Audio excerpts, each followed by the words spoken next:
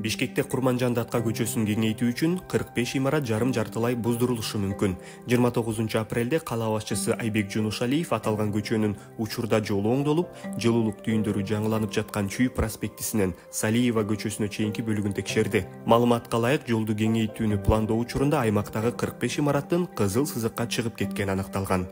Жунушалиев тиешелүү кызматтарга ал имараттар жайгашкан жерлердин жеке жактарга же шаарга таандык экенин текшерүүнү, ошондой эле менчик ээлерине альтернативдүү жер тилкелерин берүү мүмкүндүгүн караштырууну тапшырды. Мындан тышкары мэр долбоорду ишке ашырууга тоскоолдук кылып жаткан имараттардын ээлери менен иштешип, аларга фасадтардын шаардын дизайн кодуна шайкеш келтирүү зарылдыгын түшүндүрүү керектигин белгиледи. Муну менен катар кала башчысы шаардык кызматтарга көчөдөгү жарыктандырууну жакшыртуу, аймакты көрктөндүрүү, тротуарларды оңдоо жана санитардык талаптардын сакталышын көзөмөлдөө тапшырмасын берди.